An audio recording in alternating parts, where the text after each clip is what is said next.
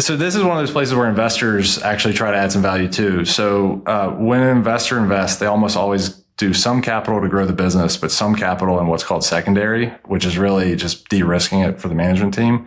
So when you think about this, and you just described what every entrepreneur feels, even if they're not in agencies, you've put your blood, sweat, and tears, probably your life's work, all your money into this thing.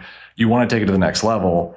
But if you take it to the next level and the rocket ship blows up on the launch pad, then you're left with absolutely nothing, right? And if you blow it up on the launch pad by yourself, you sort of feel like an idiot because everybody's pointing at you like, why'd you do that, you crazy person? Whereas instead, the whole kind of idea of having an investment partner is you take some liquidity, you now are not going to go broke based on this thing you built. And now you actually hit the escape velocity. So, I mean, my favorite thing about just like building a business or investments period is it's all human nature. What you guys are describing, I see it outside of agencies too, which is the fun part. 100%. Yeah. It's all the same, right? Yeah. I mean, just people. Yep. So when you go into a business and you tune it up, I mean, what's the playbook for that? So the thing that's funny is private equity is just like, there's too many private equity firms already, and they all come in talking about their playbook. You know? So the first thing I try to do is say, I don't have a prescriptive playbook. You can just see people like kind of sigh. Well, the worst part too is playbooks often almost always mean like cost cutting and other stuff that people don't want.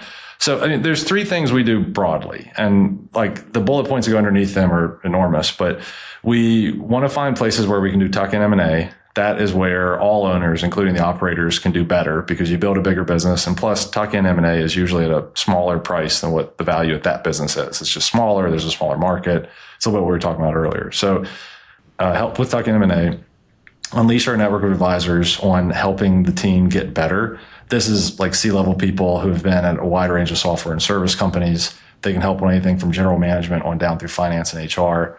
And then lastly, we want every company to lean into automation. And I think in agency, that's a really big deal. And, you know, automation going forward is a chance for you to improve your margins, in some cases, improve your revenues. But at a minimum, the way we see AI is not the only thing, right? Like AI is just a piece of automation. There's a lot of other types of automation out there, but AI and everything like it over the next 5 years should make every business more profitable as long as you're in a slow to change industry like agencies. So each company, you know, you'll look at the management team, you'll look at the contracts, you'll look at the customer mix. You'll definitely care a lot about the sales team. I mean, everything, as you guys know from agency, everything is sales. Like you can sell an okay product and do exceptionally well if you have a great engine for that. So we'll get really in the weeds, but there's kind of three high level things or what we do universally across companies. I love it. Yeah. And you can apply this, I mean, to an agency. I mean, I love the way you said that. So you go in and basically you take all of the people that know what they're doing and help the people in the companies that might not have that kind of training in the past, and try to merge some systems, see what you can improve in that aspect.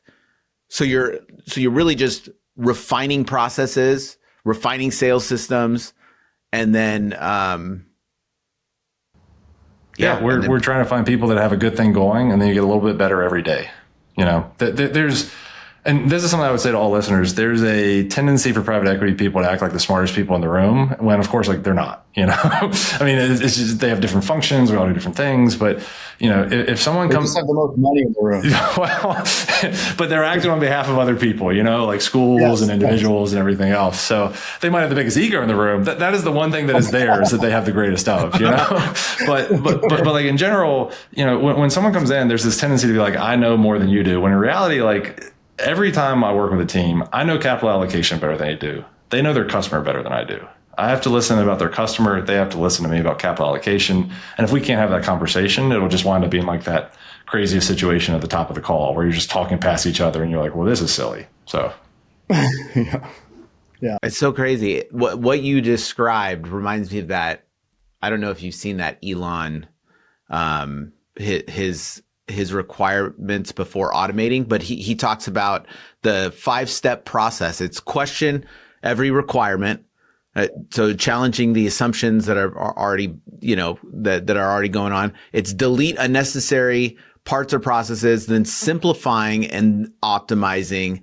That's where you throw in the automation and then accelerate cycle times. Yeah.